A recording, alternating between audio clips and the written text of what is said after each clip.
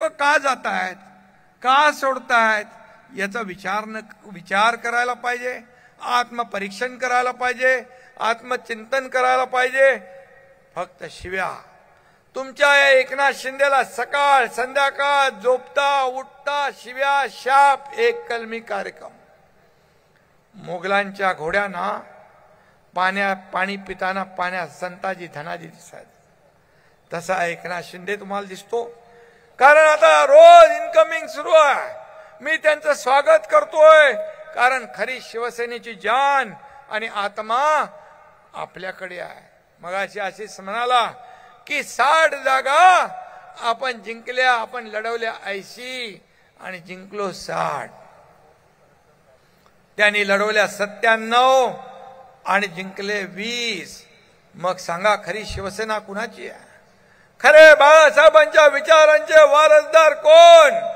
ते व्यासपीठावर बसलेत आणि तुम्ही जे समोर बसलेले आहात ते खरे बाळासाहेबांच्या विचारांचे वारसदार आहात.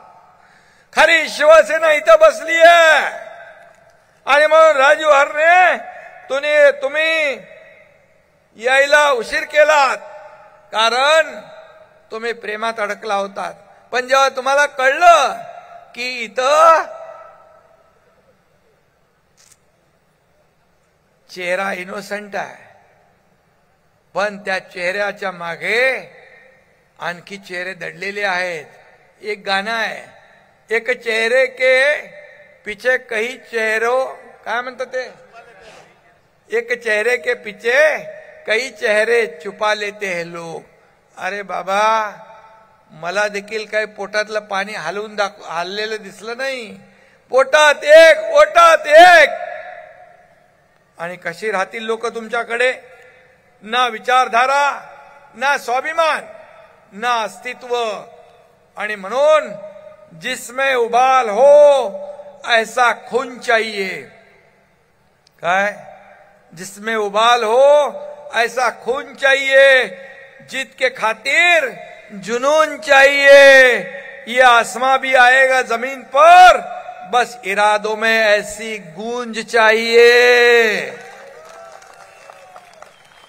आणि ही वाघाची गूंज, ही डरकाळी आपण वारंवार दाखवून दिली आहे. मगाशी आशिषने सांगितलं, जेव्हा शिवसेना काँग्रेसच्या दावणीला बांधली, बाळासाहेब म्हणायचे माझी काँग्रेस होऊ देणार नाही. तुम्ही शिवसेना त्यांच्या दावणीला बांधली, धनुष्यबाण गाण टाकला, शिवसैनिकांचा खच्चीकरण होऊ लागले. हे सर्व आमदार यांचा उद्रेक झाला आणि उठाव झाला, संघर्ष झाला. 3 वर्षापूर्वी या महाराष्ट्राने नाही, देशाने नाही, जगातल्या 32 देशाने त्याची नोंद घेतली. कोण आहे एकनाथ शिंदे? एकनाथ शिंदे एक साधा कार्यकर्ता आहे, पण तो बाळासाहेबांचा आणि आनंदगे साहेबांचा कडवट शिवसैनिक आहे. आणि म्हणून मला हलक्यात घेऊ नका. मी म्हणतो ते यासाठी मला हलक्यात घेऊ नका. हा बाळासाहेबांचा शिवसैनिक आहे. आणि म्हणून काही दिवसापूर्वी आपल्याला माहित आहे, दिल्लीमध्ये माझा सन्मान झाला.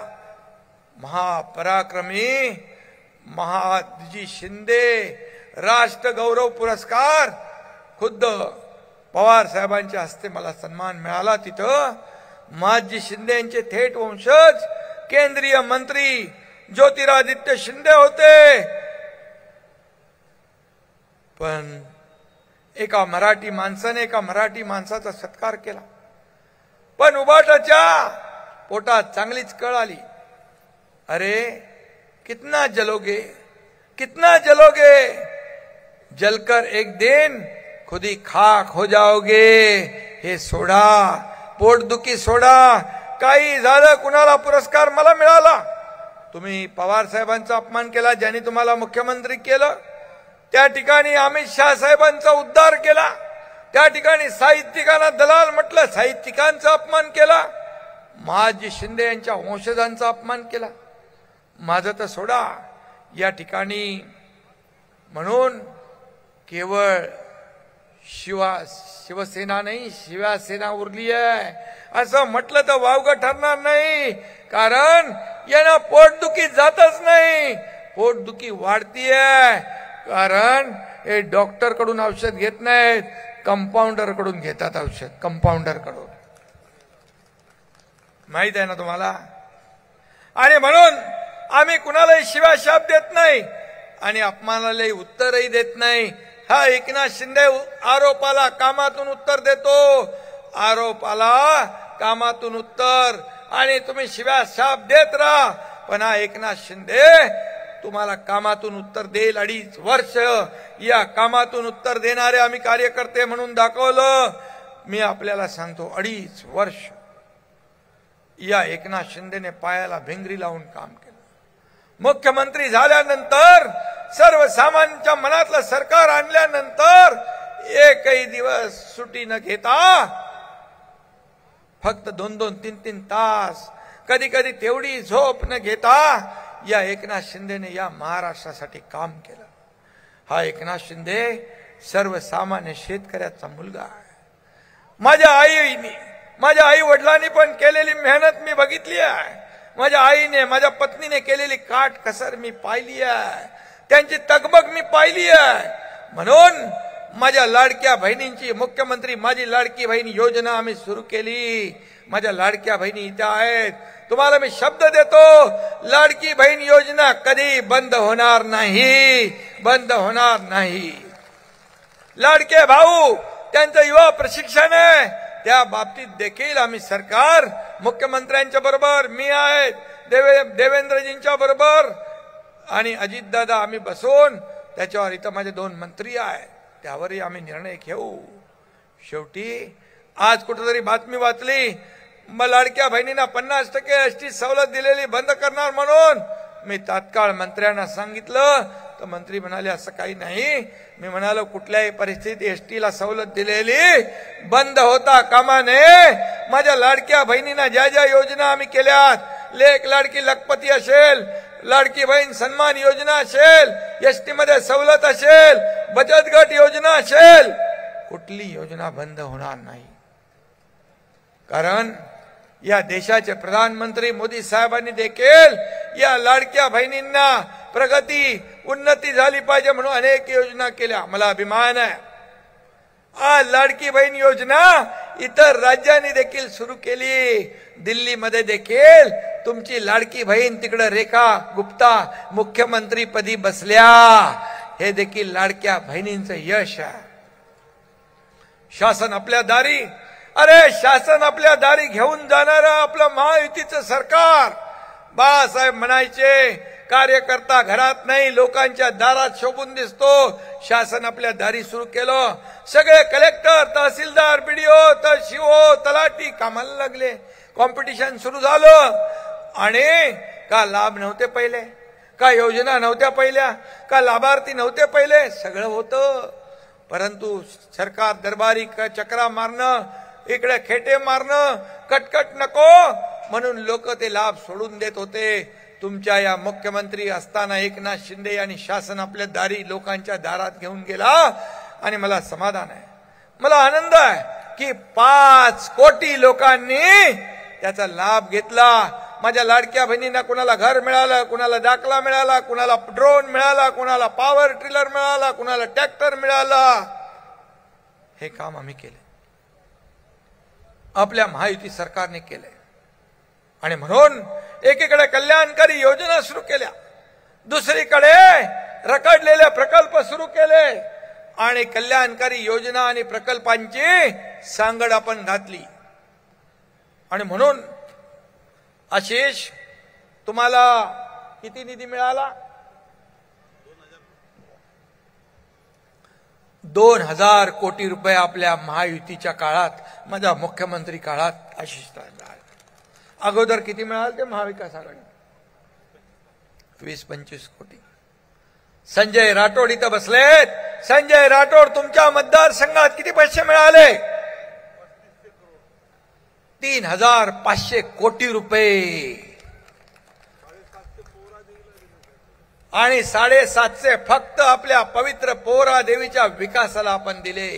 आता रामटेकचा पण आपण आराखडा केलाय. 211 कोटी. एकही पैसा कमी पडणार नाही हा शब्द आहे. कारण राम जन्मभूमी रामाची अयोध्येसारखा प्रति अयोध्या नाही. आणि म्हणून आशिष जयस्वाल यांनी केलेलं काम आपण पाहिलंय. त्याचं काम बोलतंय. त्यांनी माझ्याकडे दिली लिस्ट, किती कामं केली. अरे किती वाचत बसणार, एवढी कामं तू केली म्हणून तर तू आमदार अनेक वेळा झाला आणि नामदार पण झाला तुझ्या कामामुळे. रस्ते बनवले, रस्त्याची क्वालिटी काय, अतिशय उत्तम क्वालिटी.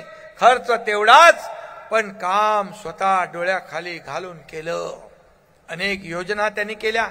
आरोग्य आपल्या दारी त्यांनी केलं.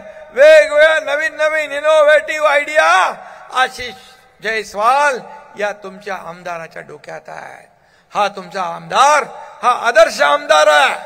आणि आदर्श आमदार असावा कसा, तर आशिष जयस्वाल सारखा असावा. आणि म्हणून मी आपल्याला एवढंच सांगतो की या महायुतीच्या काळात एवढे निर्णय घेतले. महाविकास आघाडीने बंद पाडलेले प्रकल्प आम्ही चालू केले. देवेंद्रजी 2014ला मुख्यमंत्री होते 19 पर्यंत.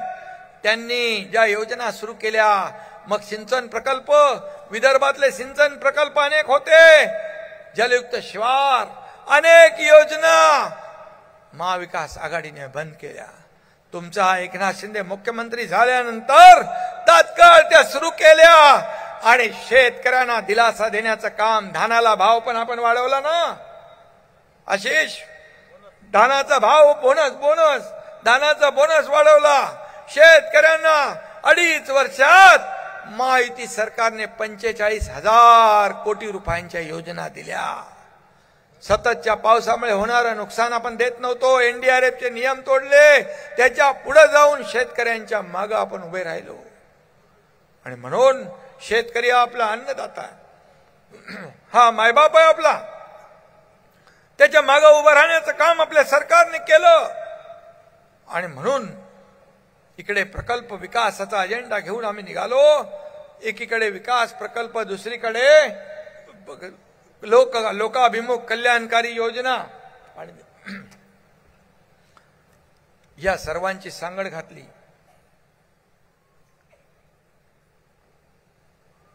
आणि म्हणून 232 आमदार निवडून आणण्याची जादू झाली.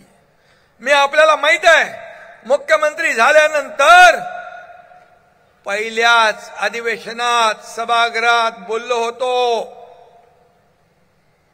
की मी आणि देवेंद्रजी मिळून येणाऱ्या विधानसभेत 200 पेक्षा जास्त आमदार निवडून आणणार. हे माझं वचन होतं, शब्द होता, तो पूर्ण झाला.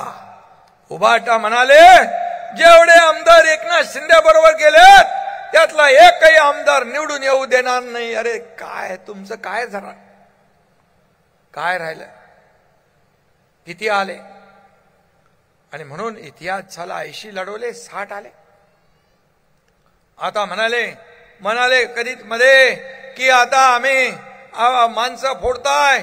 आम्ही फोडायला कुणालाही जात नाही. आपला राजू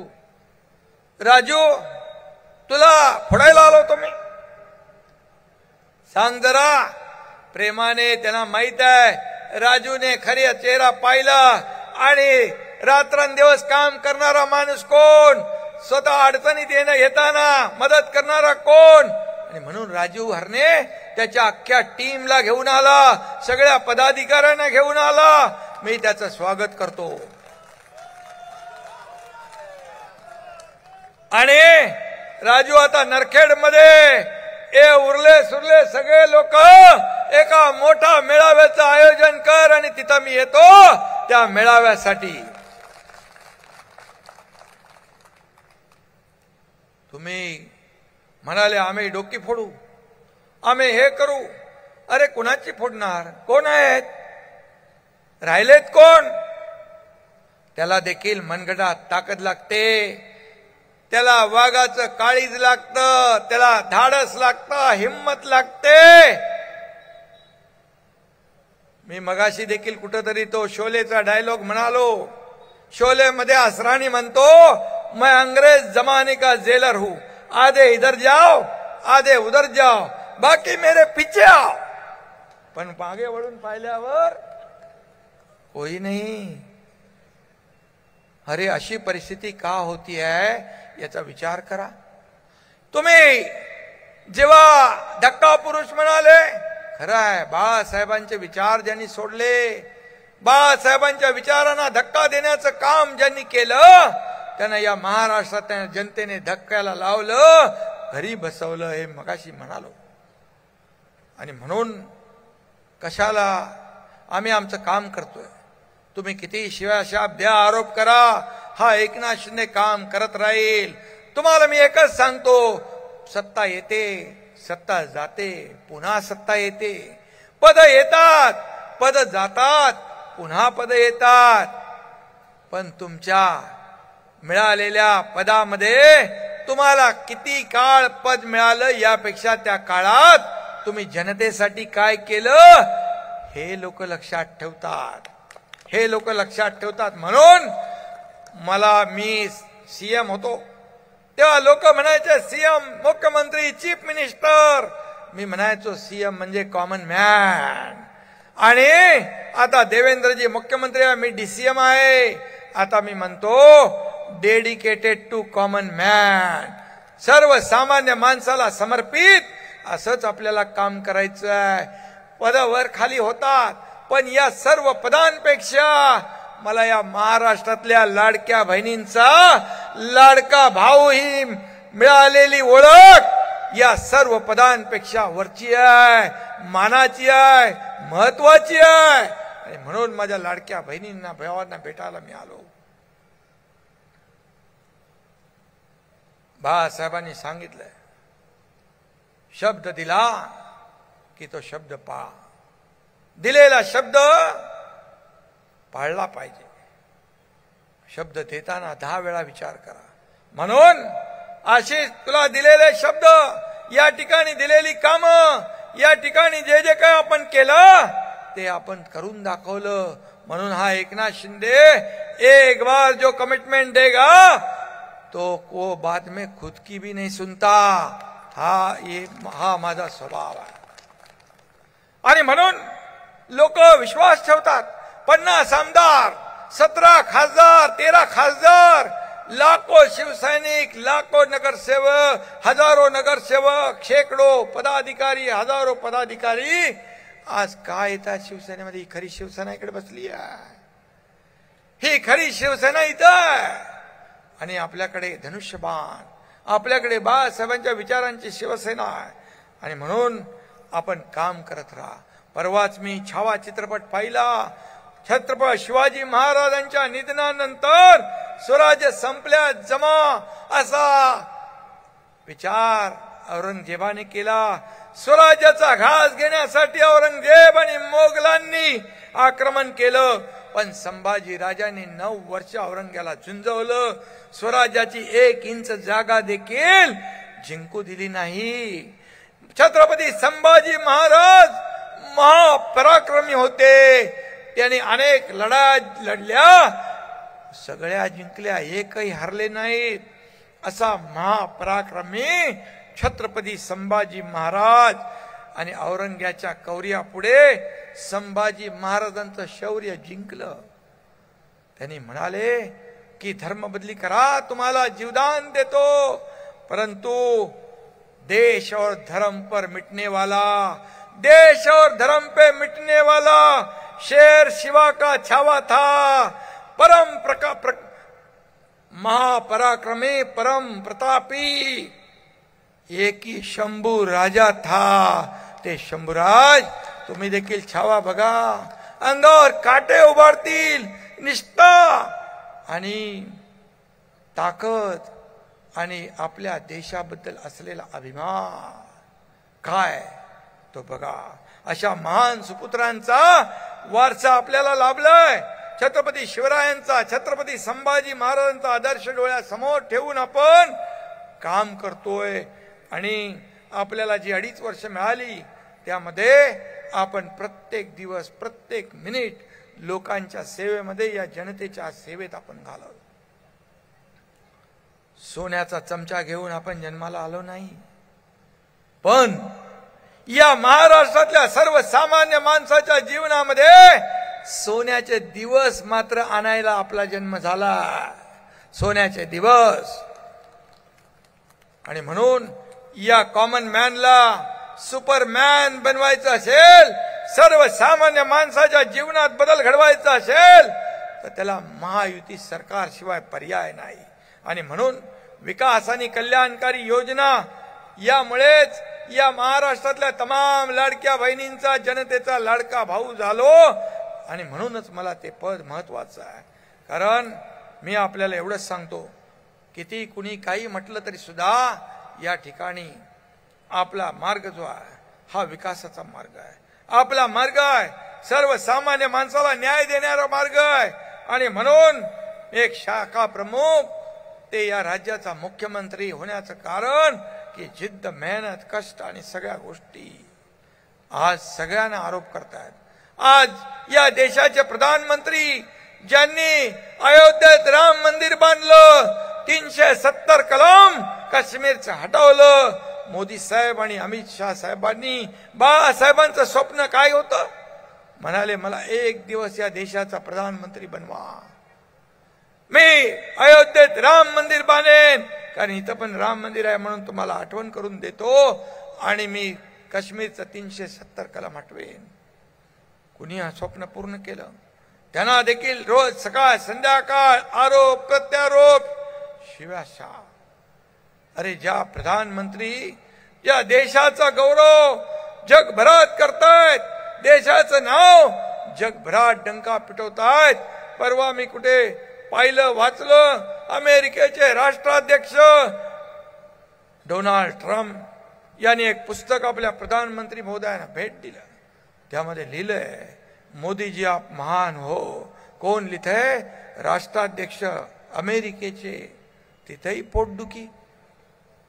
आणि म्हणून एक द्वेषाने पछाडलेले लोक यांच्याकडून काय आपण अपेक्षा करणार? आणि म्हणून मला जेव्हा आजकाल परवा काहीतरी धमकी आली, त्यांना पकडलं, पण हा एकनाथ शिंदे जेव्हा शाखा प्रमुख होता तेव्हापासून याला धमक्या येतात. गडचिरोलीत पालकमंत्री होता, नक्षलग्रस्तांनी धमक्या दिल्या. मी या पोकळ धमक्यांना घाबरत नाही. माझ्या लाडक्या बहिणीने माझ्या हातात, दोन्ही हातात राख्या बांधल्या होत्या. या सगळ्या त्यांचं प्रेम, तुमचं प्रेम, आणि या प्रेमामुळे, आशीर्वादामुळे मला जीवाला तर काय, माझ्या केसालाही धक्का लावण्याची हिंमत कुणाची नाही. तुमचा आशीर्वाद माझ्या पाठीशी आहे, तुमचा आशीर्वाद माझ्या पाठीशी आहे. आणि म्हणून या ठिकाणी सामान्य माणसाच्या तोंडावर समाधानाचं हसू फुलावं म्हणून आम्ही काम करतोय. आणि म्हणूनच मी तुम्हाला एवढंच सांगतो, आज रामटेक मध्ये मौदा तालुक्यात जवळपास 2000 किलोमीटरचे रस्ते बांधलेत. का मला मागाशी कागद दिला मला आशिषने. खूप काम आहे, खूप कामं आपण केली. आणि म्हणून या ठिकाणी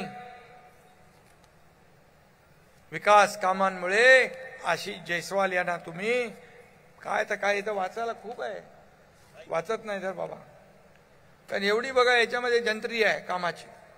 आशिष जयस्वाल काम करणारा कार्यकर्ता आहे. आमचे सर्वच आमदार काम करतायत, या ठिकाणी लोकांची सेवा करतायत. कन्हान नदीवरचा पूल झाला काय? आणि तिथं देखील मोठ्या प्रमाणामध्ये आपण या भागात रस्ते बांधतोय. रामटेक क्षेत्रात आपण काहीतरी 64 बुद्धविहार बांधतोय, त्याचंही काम होईल. संविधान मंदिरं आपण बांधतोय. लोकसभेच्या याच्यात फेक नरेटिव्ह केलं, संविधान बदलणार, संविधान बदलणार, लोकांचं आरक्षण जाणार, आणि फेक नरेटिव्ह पसरून मतं घेतली. पण एकदाच फसू शकता, दुबारा नाही. गंमत सांगतो तुम्हाला, विधानसभेच्या निवडणुकीत यांनी मंत्रिमंडळाचं वाटप करून टाकलं. कारण 30 जागा आल्या होत्या, 31 जागा आल्या होत्या. त्यांना वाटलं सत्ता आता येणार. मंत्रिमंडळाचं वाटप केलं, खात्याचं वाटप केलं. 3-4 5 स्टार हॉटेल बुकिंग केले, पण माझ्या या लाडक्या बहिणी, लाडक्या भावानी, लाडक्या शेतकऱ्यांनी त्यांचं सगळं बुकिंग रद्द करून टाकलं आणि महायुतीचं सरकार आणलं. 4-5 महिन्यात एवढं आम्ही या महाराष्ट्रासाठी गेम चेंजर योजना आणल्या आणि सर्वसामान्य माणसाचं सरकार काय असतं हे आम्ही दाखवून दिलं. आणि म्हणून या ठिकाणी मी बाकी काम याच्यात जात नाही. आज सुरजागडमध्ये प्रकल्प सुरू झाला, 5-10 हजार लोक काम करतात. आता स्टील इंडस्ट्री तिकडे होतीये, तुमच्या इकडे देखील उद्योग पाहिजे. उद्योग आपल्याला उद्योग मंत्र्यांनी आशिष उद्योग मंत्र्यांनी देखील उद्योग मंत्र्यांना मी सांगितलेलं आहे की आशिष जयस्वाल यांनी आपल्याकडे कनानमध्ये MIDCची मागणी केलेली आहे. उद्योग मंत्र्यांना आम्ही सूचना दिलेल्या आहेत आणि उद्योग मंत्र्यांनी मला सांगितलंय की कनानमध्ये MIDCचा प्रश्न निकालात काढू, इथं MIDC चालू करू, लोकांच्या तरुणांच्या हाताला काम मिळेल. आणि हा शब्द या ठिकाणी दिला.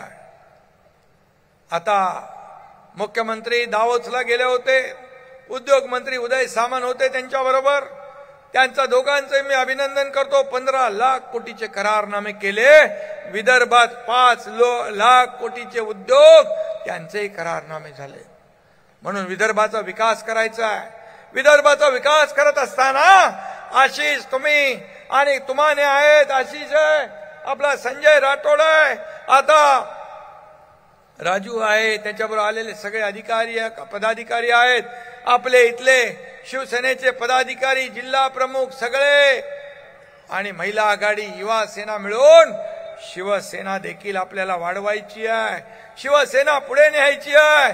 येणाऱ्या स्थानिक स्वराज्य संस्थांमध्ये शिवसेना आणि महायुतीला जिंकवायचं आहे. जसं विधानसभेत आपण जिंकलो, आता विधानसभेत जिंकल्यानंतर हातावर हात धरून बसायचं नाही.